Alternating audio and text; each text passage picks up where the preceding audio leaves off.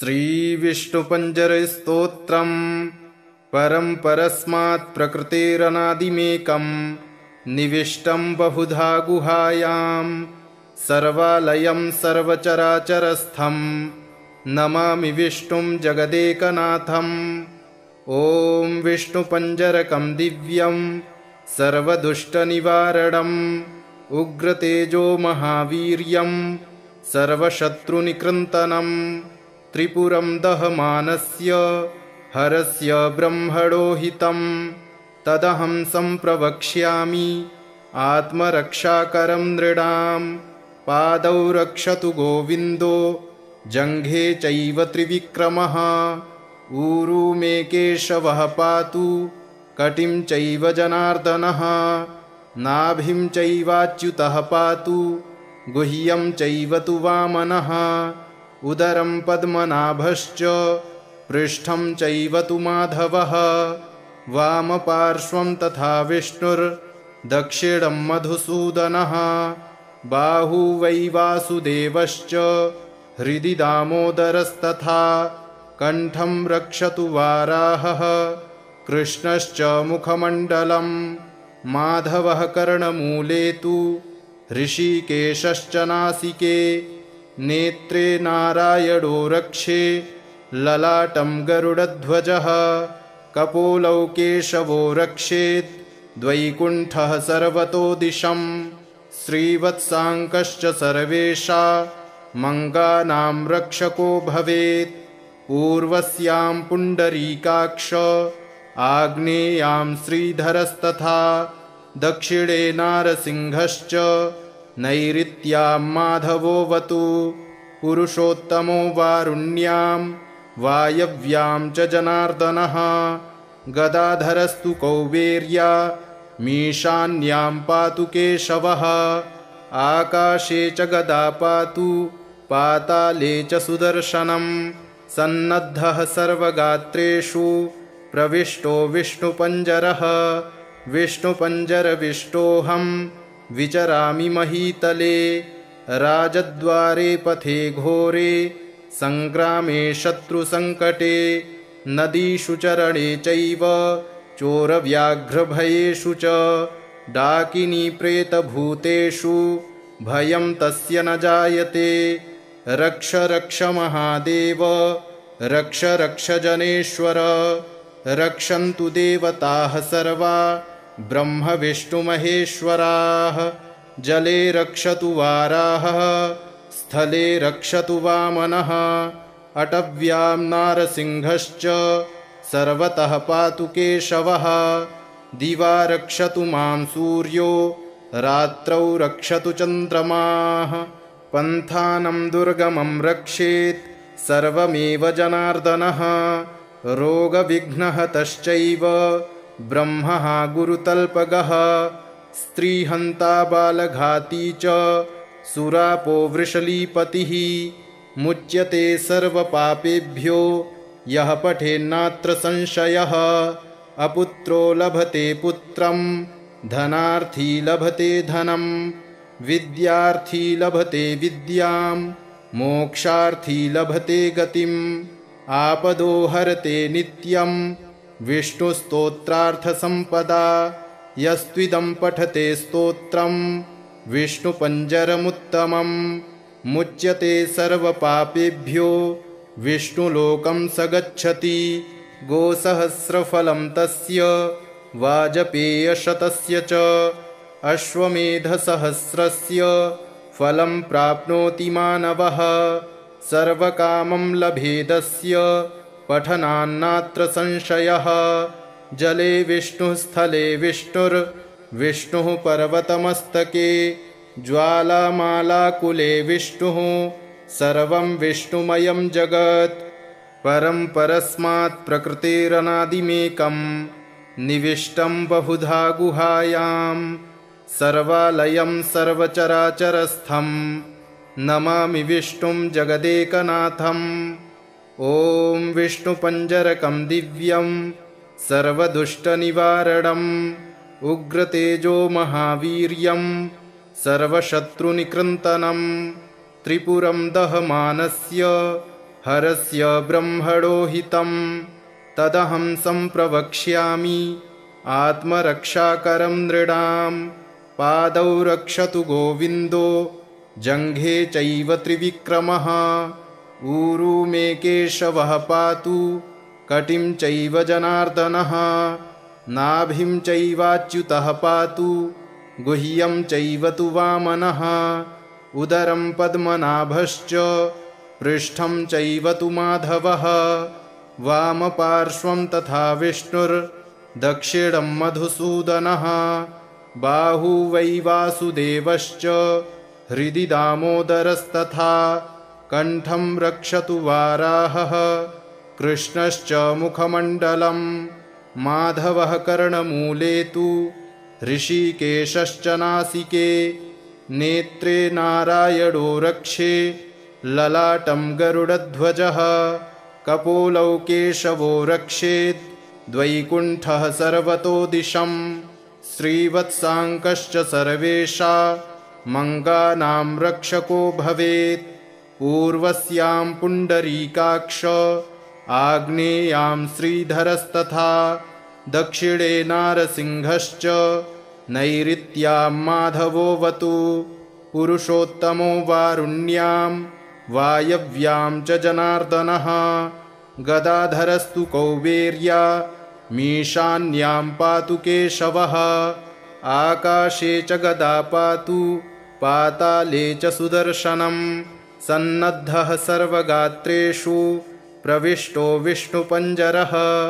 विष्णुपञ्जरविष्टोऽहं विचरामि महीतले राजद्वारे पथे घोरे सङ्ग्रामे शत्रुसङ्कटे नदीषु चरणे चैव चोरव्याघ्रभयेषु च डाकिनी प्रेतभूतेषु भयं तस्य न जायते रक्ष रक्ष महादेव रक्ष रक्ष जनेश्वर रक्षन्तु देवताः सर्वा ब्रह्म विष्णुमहेश्वराः जले रक्षतु वाराहः स्थले रक्षतु वामनः अटव्यां नारसिंहश्च सर्वतः पातु केशवः दिवा रक्षतु मां सूर्यो रात्रौ रक्षतु चन्द्रमाः पन्थानं दुर्गमं रक्षेत् सर्वमेव जनार्दनः रोगविघ्नहतश्चैव ब्रह्मः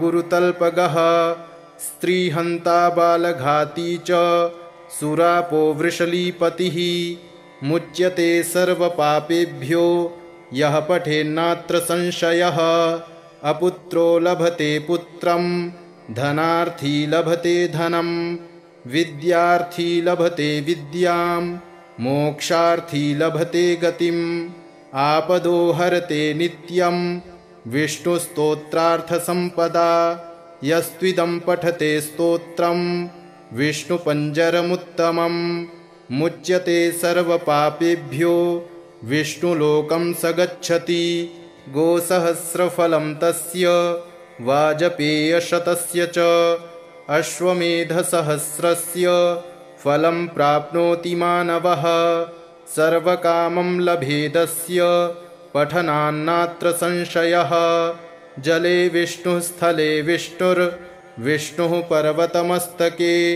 ज्वालामालाकुले विष्णुः सर्वं विष्णुमयं जगत् परं परस्मात् प्रकृतेरनादिमेकं निविष्टं बहुधा गुहायां सर्वालयं सर्वचराचरस्थं नमामि विष्णुं जगदेकनाथम् ॐ विष्णुपञ्जरकं दिव्यं सर्वदुष्टनिवारणम् उग्रतेजो महावीर्यं सर्वशत्रुनिकृन्तनं त्रिपुरं दहमानस्य हरस्य ब्रह्मणो हितं तदहं सम्प्रवक्ष्यामि आत्मरक्षाकरं नृणां पादौ रक्षतु गोविन्दो जङ्घे चैव त्रिविक्रमः ऊरू मे केशवः पातु कटिं चैव जनार्दनः नाभिं चैवाच्युतः पातु गुह्यं चैव तु वामनः उदरं पद्मनाभश्च पृष्ठं चैव तु माधवः वामपार्श्वं तथा विष्णुर्दक्षिणं मधुसूदनः बाहू वै वासुदेवश्च हृदि दामोदरस्तथा कण्ठं रक्षतु वाराहः कृष्णश्च मुखमण्डलं माधवः कर्णमूले तु ऋषिकेशश्च नासिके नेत्रे नारायणो रक्षे ललाटं गरुडध्वजः कपोलौ केशवो रक्षेत् द्वैकुण्ठः सर्वतो दिशम् श्रीवत्साङ्कश्च सर्वेषा मङ्गानां रक्षको भवेत् पूर्वस्यां पुण्डरीकाक्ष आग्नेयां श्रीधरस्तथा दक्षिणे नारसिंहश्च नैऋत्यां माधवोऽवतु पुरुषोत्तमो वारुण्यां वायव्यां च जनार्दनः गदाधरस्तु कौबेर्या मीशान्यां पातु केशवः आकाशे च गदा पातु पाताले च सुदर्शनं सन्नद्धः सर्वगात्रेषु प्रविष्टो विष्णुपञ्जरः विष्णुपञ्जरविष्टोऽहं विचरामि महीतले राजद्वारे पथे घोरे सङ्ग्रामे शत्रुसङ्कटे नदीषु चरणे चैव चोरव्याघ्रभयेषु च डाकिनी प्रेतभूतेषु भयं तस्य न जायते रक्ष रक्ष महादेव रक्ष रक्ष जनेश्वर रक्षन्तु देवताः सर्वा ब्रह्म विष्णुमहेश्वराः जले रक्षतु वाराहः स्थले रक्षतु वामनः अटव्यां नारसिंहश्च सर्वतः पातु केशवः दिवा रक्षतु मां सूर्यो रात्रौ रक्षतु चन्द्रमाः पन्थानं दुर्गमं रक्षेत् सर्वमेव जनार्दनः रोगविघ्नहतश्चैव ब्रह्मः गुरुतल्पगः स्त्रीहन्ता बालघाती च सुरापो वृषलीपतिः मुच्यते सर्वपापेभ्यो यः पठेन्नात्र संशयः अपुत्रो लभते पुत्रं धनार्थी लभते धनं विद्यार्थी लभते विद्यां मोक्षार्थी लभते गतिम् आपदो हरते नित्यं विष्णुस्तोत्रार्थसम्पदा यस्त्विदं पठते स्तोत्रं विष्णुपञ्जरमुत्तमं मुच्यते सर्वपापेभ्यो विष्णुलोकं स गच्छति गोसहस्रफलं तस्य वाजपेयशतस्य च अश्वमेधसहस्रस्य फलं प्राप्नोति मानवः सर्वकामं लभेदस्य पठनान्नात्र संशयः जले विष्णुः स्थले विष्णुर्विष्णुः पर्वतमस्तके ज्वालामालाकुले विष्णुः सर्वं विष्णुमयं जगत् परं परस्मात् प्रकृतेरनादिमेकं निविष्टं बहुधा गुहायां सर्वालयं सर्वचराचरस्थं नमामि विष्णुं जगदेकनाथम् ॐ विष्णुपञ्जरकं दिव्यं सर्वदुष्टनिवारणम् उग्रतेजो महावीर्यं सर्वशत्रुनिकृन्तनं त्रिपुरं दहमानस्य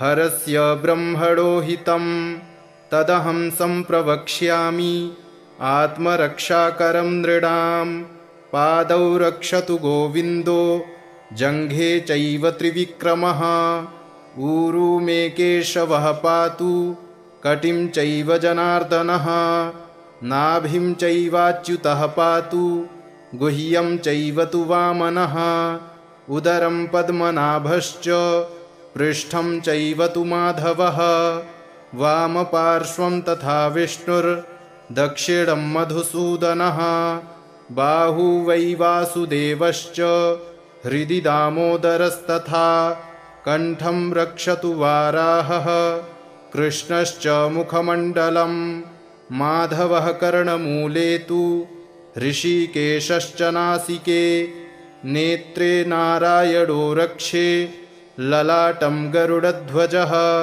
कपोलौ केशवो रक्षेत् द्वैकुण्ठः सर्वतो दिशं श्रीवत्साङ्कश्च सर्वेषा मङ्गानां रक्षको भवेत्।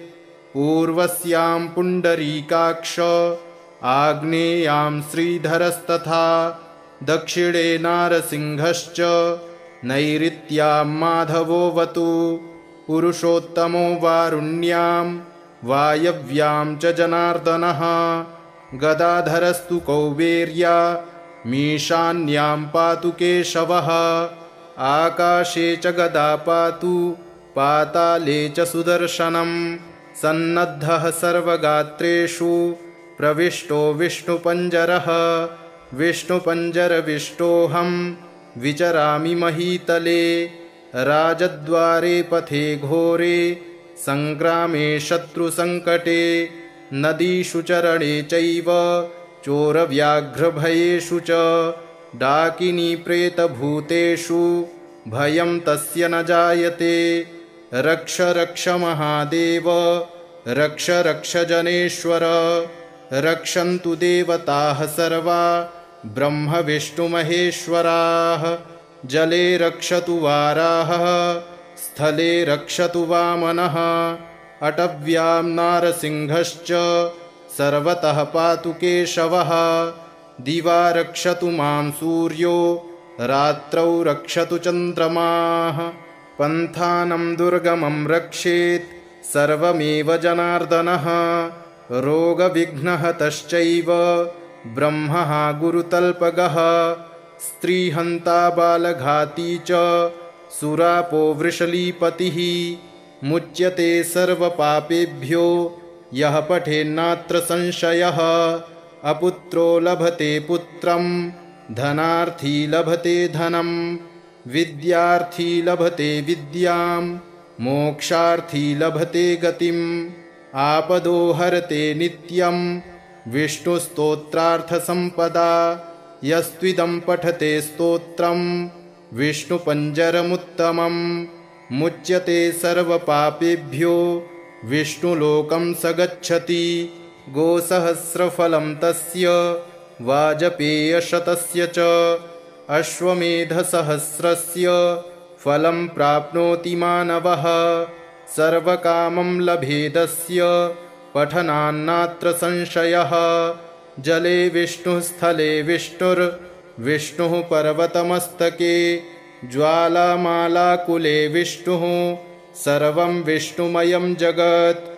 परं परस्मात् प्रकृतेरनादिमेकं निविष्टं बहुधा गुहायां सर्वालयं सर्वचराचरस्थं नमामि विष्णुं जगदेकनाथम्।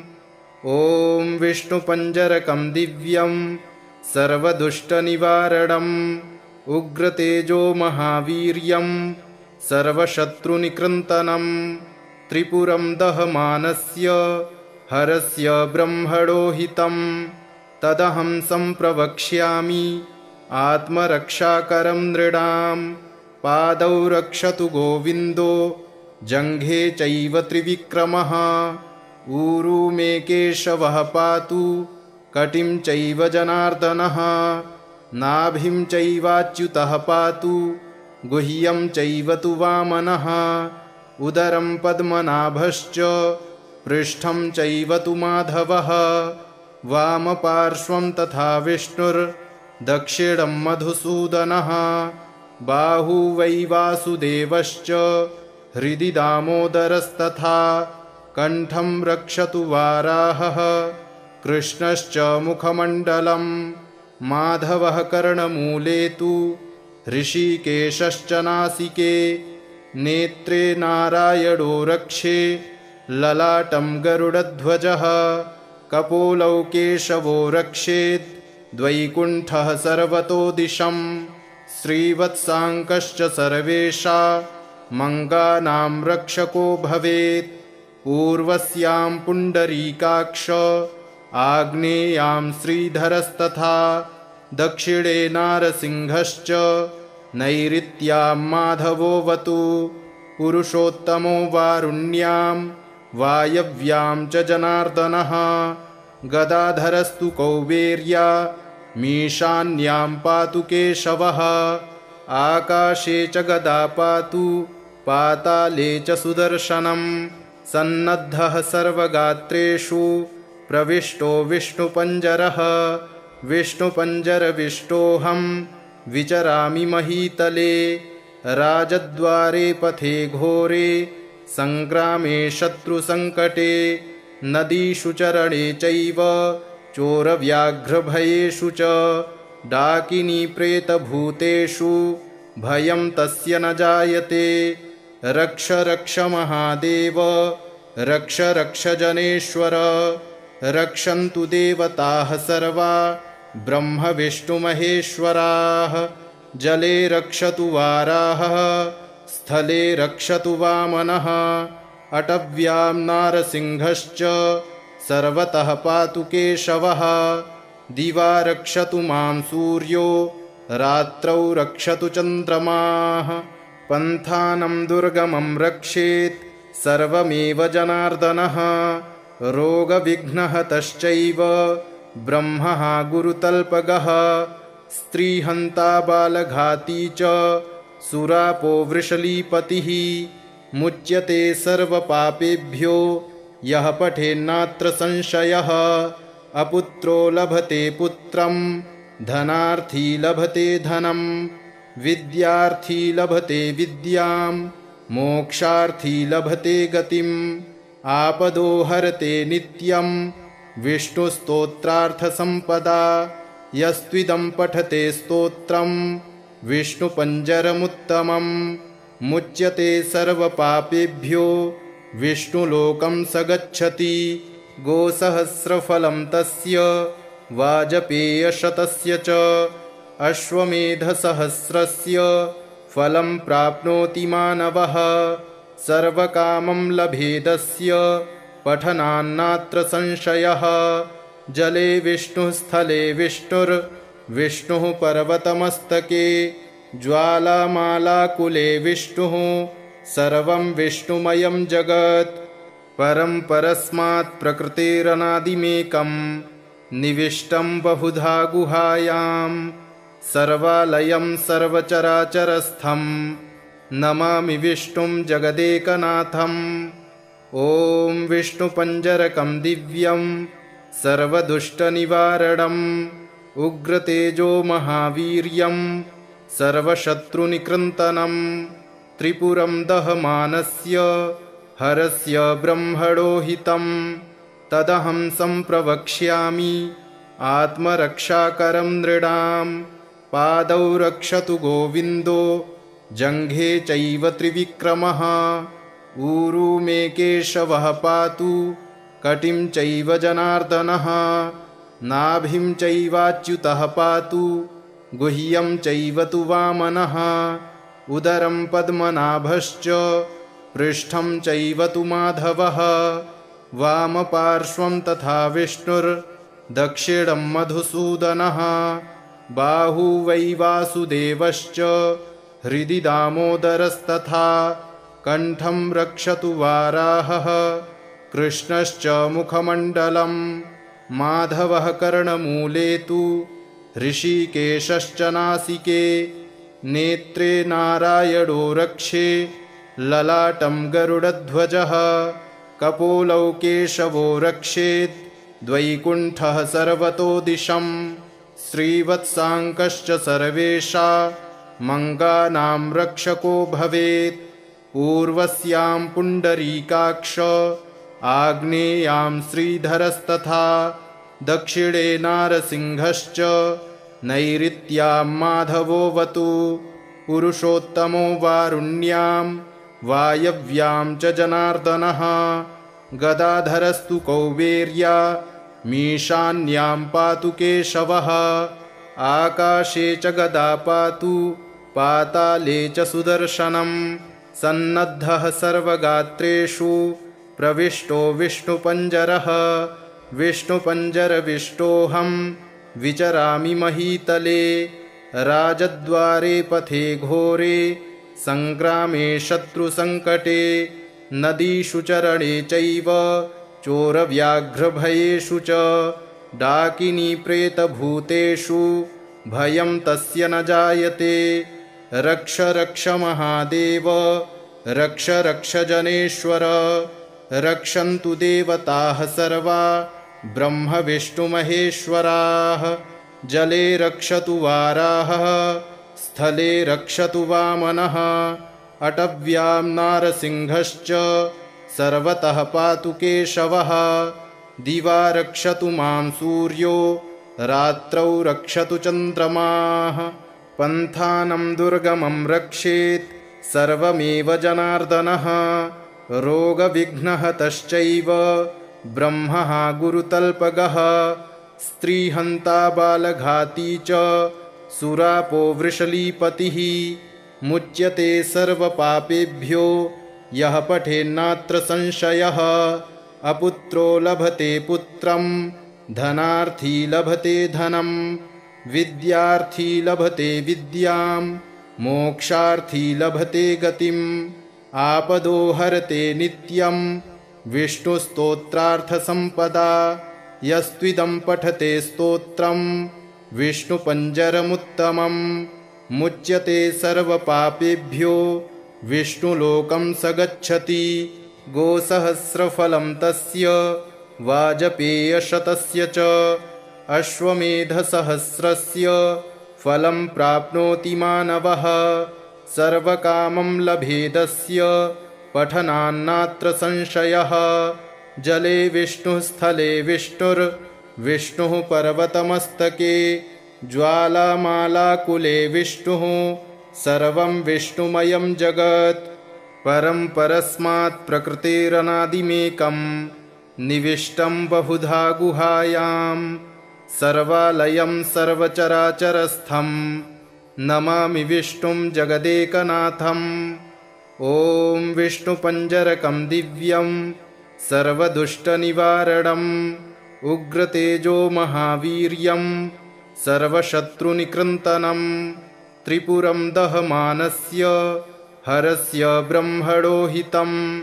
तदहं सम्प्रवक्ष्यामि आत्मरक्षाकरं नृणां। पादौ रक्षतु गोविन्दो जङ्घे चैव त्रिविक्रमः। ऊरू मे केशवः पातु कटिं चैव जनार्दनः।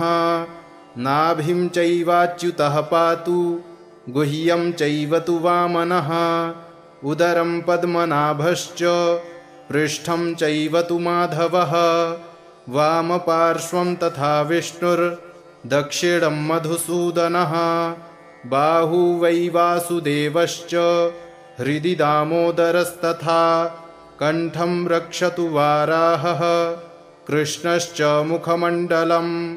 माधवः कर्णमूले तु ऋषिकेशश्च नासिके। नेत्रे नारायणो रक्षे ललाटं गरुडध्वजः।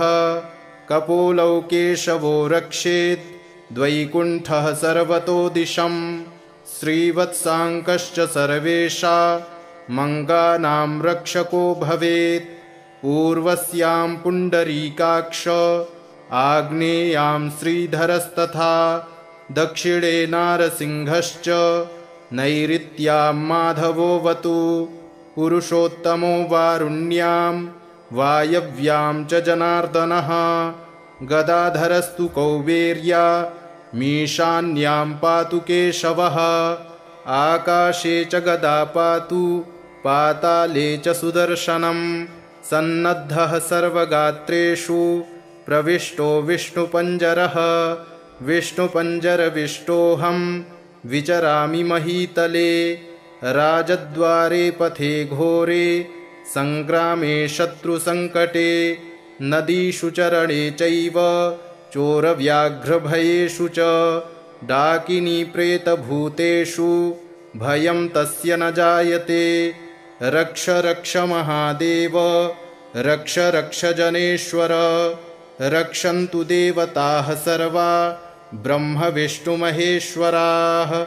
जले रक्षतु वाराहः स्थले रक्षतु वामनः। अटव्यां नारसिंहश्च सर्वतः पातु केशवः। दिवा रक्षतु मां सूर्यो रात्रौ रक्षतु चन्द्रमाः पन्थानं दुर्गमं रक्षेत् सर्वमेव जनार्दनः रोगविघ्नहतश्चैव ब्रह्मः गुरुतल्पगः स्त्रीहन्ता बालघाती च सुरापो वृषलीपतिः मुच्यते सर्वपापेभ्यो यः पठेन्नात्र संशयः अपुत्रो लभते पुत्रं धनार्थी लभते धनं विद्यार्थी लभते विद्यां मोक्षार्थी लभते गतिम् आपदो हरते नित्यं विष्णुस्तोत्रार्थसम्पदा यस्त्विदं पठते स्तोत्रं विष्णुपञ्जरमुत्तमं मुच्यते सर्वपापेभ्यो विष्णुलोकं स गच्छति गोसहस्रफलं तस्य वाजपेयशतस्य च अश्वमेधसहस्रस्य फलं प्राप्नोति मानवः सर्वकामं लभेदस्य पठनान्नात्र संशयः जले विष्णुः स्थले विष्णुर्विष्णुः पर्वतमस्तके ज्वालामालाकुले विष्णुः सर्वं विष्णुमयं जगत् परं परस्मात् प्रकृतेरनादिमेकं निविष्टं बहुधा गुहायां सर्वालयं सर्वचराचरस्थं नमामि विष्णुं जगदेकनाथम् ॐ विष्णुपञ्जरकं दिव्यं सर्वदुष्टनिवारणम् उग्रतेजो महावीर्यं सर्वशत्रुनिकृन्तनं त्रिपुरं दहमानस्य हरस्य ब्रह्मणो हितं तदहं सम्प्रवक्ष्यामि आत्मरक्षाकरं नृणां पादौ रक्षतु गोविन्दो जङ्घे चैव त्रिविक्रमः ऊरू मे केशवः पातु कटिं चैव जनार्दनः नाभिं चैवाच्युतः पातु गुह्यं चैव तु वामनः उदरं पद्मनाभश्च पृष्ठं चैव तु माधवः वामपार्श्वं तथा विष्णुर्दक्षिणं मधुसूदनः बाहू वै वासुदेवश्च हृदि दामोदरस्तथा कण्ठं रक्षतु वाराहः कृष्णश्च मुखमण्डलं माधवः कर्णमूले तु ऋषिकेशश्च नासिके नेत्रे नारायणो रक्षे ललाटं गरुडध्वजः कपोलौ केशवो रक्षेत् द्वैकुण्ठः सर्वतो दिशं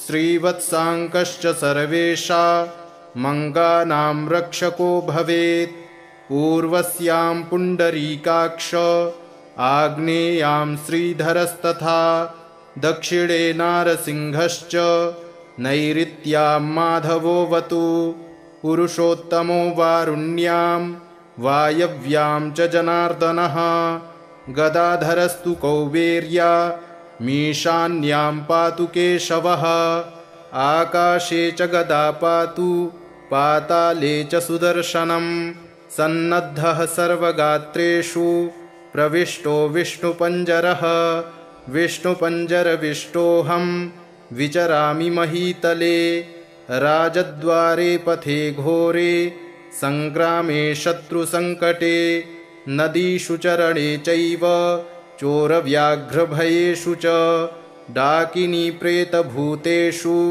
भयं तस्य न जायते रक्ष रक्ष महादेव रक्ष रक्ष जनेश्वर रक्षन्तु देवताः सर्वा ब्रह्म विष्णुमहेश्वराः जले रक्षतु वाराहः स्थले रक्षतु वामनः अटव्यां नारसिंहश्च सर्वतः पातु केशवः दिवा रक्षतु मां सूर्यो रात्रौ रक्षतु चन्द्रमाः पन्थानं दुर्गमं रक्षेत् सर्वमेव जनार्दनः रोगविघ्नहतश्चैव ब्रह्मः गुरुतल्पगः स्त्रीहन्ता बालघाती च सुरापो वृषलीपतिः मुच्यते सर्वपापेभ्यो यः पठेन्नात्र संशयः अपुत्रो लभते पुत्रं धनार्थी लभते धनं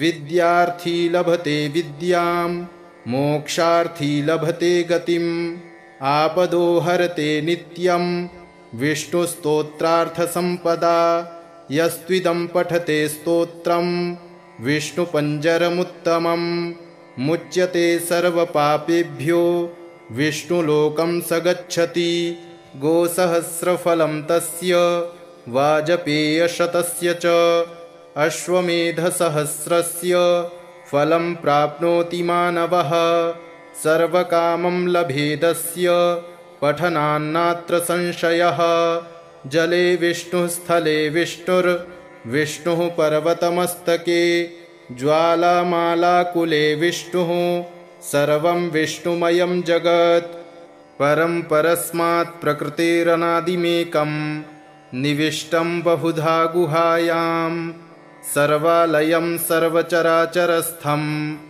नमामि विष्णुं जगदेकनाथम् ॐ विष्णुपञ्जरकं दिव्यं सर्वदुष्टनिवारणम् उग्रतेजो महावीर्यं सर्वशत्रुनिकृन्तनं त्रिपुरं दहमानस्य हरस्य ब्रह्मणो हितं तदहं सम्प्रवक्ष्यामि आत्मरक्षाकरं नृणां पादौ रक्षतु गोविन्दो जङ्घे चैव त्रिविक्रमः ऊरू मे केशवः पातु कटिं चैव जनार्दनः नाभिं चैवाच्युतः पातु गुह्यं चैव तु वामनः उदरं पद्मनाभश्च पृष्ठं चैव तु माधवः वामपार्श्वं तथा विष्णुर्दक्षिणं मधुसूदनः बाहू वै वासुदेवश्च हृदि दामोदरस्तथा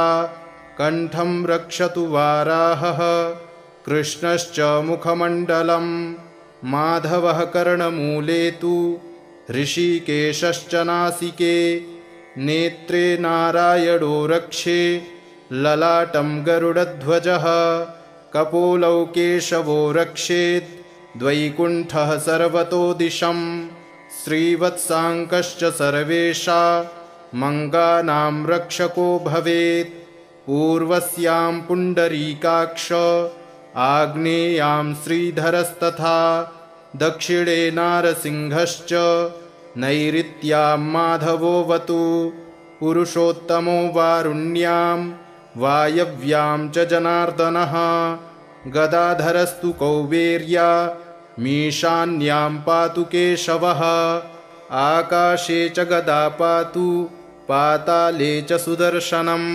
सन्नद्धः सर्वगात्रेषु प्रविष्टो विष्णुपञ्जरः विष्णुपञ्जरविष्टोऽहं विचरामि महीतले राजद्वारे पथे घोरे सङ्ग्रामे शत्रुसङ्कटे नदीषु चरणे चैव चोरव्याघ्रभयेषु च डाकिनी प्रेतभूतेषु भयं तस्य न जायते रक्ष रक्ष महादेव रक्ष रक्ष जनेश्वर रक्षन्तु देवताः सर्वा ब्रह्म विष्णुमहेश्वराः जले रक्षतु वाराहः स्थले रक्षतु वामनः अटव्यां नारसिंहश्च सर्वतः पातु केशवः दिवा रक्षतु मां सूर्यो रात्रौ रक्षतु चन्द्रमाः पन्थानं दुर्गमं रक्षेत् सर्वमेव जनार्दनः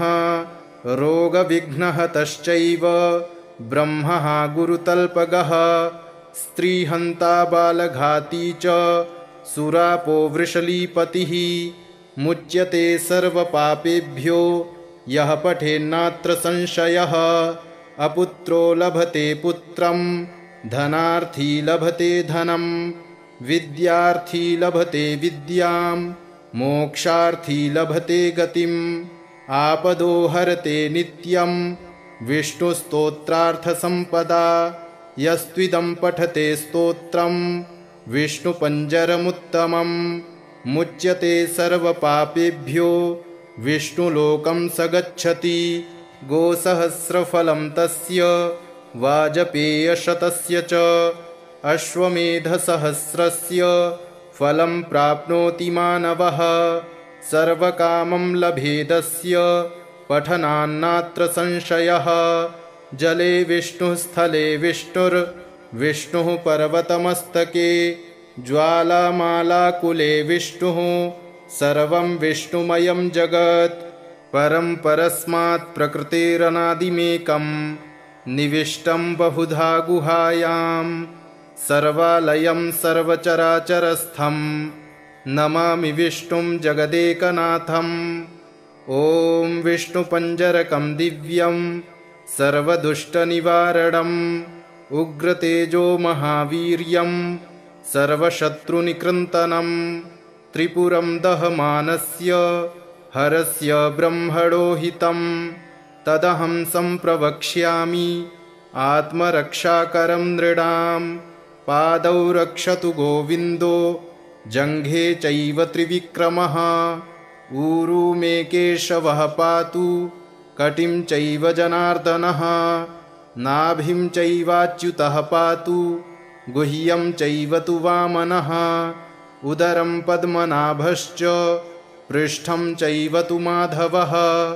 वामपार्श्वं तथा विष्णुर्दक्षिणं मधुसूदनः। बाहू वै वासुदेवश्च हृदि दामोदरस्तथा। कण्ठं रक्षतु वाराहः कृष्णश्च मुखमण्डलं। माधवः कर्णमूले तु ऋषिकेशश्च नासिके। नेत्रे नारायणो रक्षे ललाटं गरुडध्वजः। कपोलौ केशवो रक्षेत् द्वैकुण्ठः सर्वतो दिशं। श्रीवत्साङ्कश्च सर्वेषा मङ्गानां रक्षको भवेत्। पूर्वस्यां पुण्डरीकाक्ष आग्नेयां श्रीधरस्तथा। दक्षिणे नारसिंहश्च नैऋत्यां माधवोऽवतु। पुरुषोत्तमो वारुण्यां वायव्यां च जनार्दनः। गदाधरस्तु कौबेर्या मीशान्यां पातु केशवः। आकाशे च गदा पातु पाताले च सुदर्शनं। सन्नद्धः सर्वगात्रेषु प्रविष्टो विष्णुपञ्जरः। विष्णुपञ्जरविष्टोऽहं विचरामि महीतले। राजद्वारे पथे घोरे सङ्ग्रामे शत्रुसङ्कटे। नदीषु चरणे चैव चोरव्याघ्रभयेषु च। डाकिनी प्रेतभूतेषु भयं तस्य न जायते। रक्ष रक्ष महादेव रक्ष रक्ष जनेश्वर। रक्षन्तु देवताः सर्वा ब्रह्म विष्णुमहेश्वराः। जले रक्षतु वाराहः स्थले रक्षतु वामनः। अटव्यां नारसिंहश्च सर्वतः पातु केशवः। दिवा रक्षतु मां सूर्यो रात्रौ रक्षतु चन्द्रमाः। पन्थानं दुर्गमं रक्षेत् सर्वमेव जनार्दनः। रोगविघ्नहतश्चैव ब्रह्मः गुरुतल्पगः। स्त्रीहन्ता बालघाती च सुरापो वृषलीपतिः। मुच्यते सर्वपापेभ्यो यः पठेन्नात्र संशयः। अपुत्रो लभते पुत्रं धनार्थी लभते धनं। विद्यार्थी लभते विद्यां मोक्षार्थी लभते गतिम्। आपदो हरते नित्यं विष्णुस्तोत्रार्थसम्पदा। यस्त्विदं पठते स्तोत्रं विष्णुपञ्जरमुत्तमम्। मुच्यते सर्वपापेभ्यो विष्णुलोकं स गच्छति। गोसहस्रफलं तस्य वाजपेयशतस्य च। अश्वमेधसहस्रस्य फलं प्राप्नोति मानवः। सर्वकामं लभेदस्य पठनान्नात्र संशयः। जले विष्णुः स्थले विष्णुः पर्वतमस्तके। ज्वालामालाकुले विष्णुः सर्वं विष्णुमयं जगत्। परं परस्मात् प्रकृतेरनादिमेकं निविष्टं बहुधा गुहायां। सर्वालयं सर्वचराचरस्थं नमामि विष्णुं जगदेकनाथम्। ॐ विष्णुपञ्जरकं दिव्यं सर्वदुष्टनिवारणम् उग्रतेजो महावीर्यं सर्वशत्रुनिकृन्तनं त्रिपुरं दहमानस्य हरस्य ब्रह्मणो हितं तदहं सम्प्रवक्ष्यामि आत्मरक्षाकरं नृणां। पादौ रक्षतु गोविन्दो जङ्घे चैव त्रिविक्रमः ऊरू मे केशवः पातु कटिं चैव जनार्दनः नाभिं चैवाच्युतः पातु गुह्यं चैव तु वामनः उदरं पद्मनाभश्च पृष्ठं चैव तु माधवः वामपार्श्वं तथा विष्णुर्दक्षिणं मधुसूदनः बाहू वै वासुदेवश्च हृदि दामोदरस्तथा कण्ठं रक्षतु वाराहः कृष्णश्च मुखमण्डलं माधवः कर्णमूले तु ऋषिकेशश्च नासिके नेत्रे नारायणो रक्षे ललाटं गरुडध्वजः कपोलौ केशवो रक्षेत् द्वैकुण्ठः सर्वतो दिशम् श्रीवत्साङ्कश्च सर्वेषा मङ्गानां रक्षको भवेत् पूर्वस्यां पुण्डरीकाक्ष आग्नेयां श्रीधरस्तथा दक्षिणे नारसिंहश्च नैऋत्यां माधवोऽवतु पुरुषोत्तमो वारुण्यां वायव्यां च जनार्दनः गदाधरस्तु कौबेर्या मीशान्यां पातु केशवः आकाशे च गदा पातु पाताले च सुदर्शनं सन्नद्धः सर्वगात्रेषु प्रविष्टो विष्णुपञ्जरः विष्णुपञ्जरविष्टोऽहं विचरामि महीतले राजद्वारे पथे घोरे सङ्ग्रामे शत्रुसङ्कटे नदीषु चरणे चैव चोरव्याघ्रभयेषु च डाकिनी प्रेतभूतेषु भयं तस्य न जायते रक्ष रक्ष महादेव रक्ष रक्ष जनेश्वर रक्षन्तु देवताः सर्वा ब्रह्म विष्णुमहेश्वराः जले रक्षतु वाराहः स्थले रक्षतु वामनः अटव्यां नारसिंहश्च सर्वतः पातु केशवः दिवा रक्षतु मां सूर्यो रात्रौ रक्षतु चन्द्रमाः पन्थानं दुर्गमं रक्षेत् सर्वमेव जनार्दनः रोगविघ्नहतश्चैव ब्रह्मः गुरुतल्पगः स्त्रीहन्ता बालघाती च सुरापो वृषलीपतिः मुच्यते सर्वपापेभ्यो यः पठेन्नात्र संशयः अपुत्रो लभते पुत्रं धनार्थी लभते धनं विद्यार्थी लभते विद्यां मोक्षार्थी लभते गतिम् आपदो हरते नित्यं विष्णुस्तोत्रार्थसम्पदा यस्त्विदं पठते स्तोत्रं विष्णुपञ्जरमुत्तमं मुच्यते सर्वपापेभ्यो विष्णुलोकं स गच्छति गोसहस्रफलं तस्य वाजपेयशतस्य च अश्वमेधसहस्रस्य फलं प्राप्नोति मानवः सर्वकामं लभेदस्य पठनान्नात्र संशयः जले विष्णुः स्थले विष्णुर्विष्णुः पर्वतमस्तके ज्वालामालाकुले विष्णुः सर्वं विष्णुमयं जगत् इति श्रीब्रह्माण्डपुराणे इन्द्रनारदसंवादे श्रीविष्णुपञ्जरस्तोत्रं सम्पूर्णम्।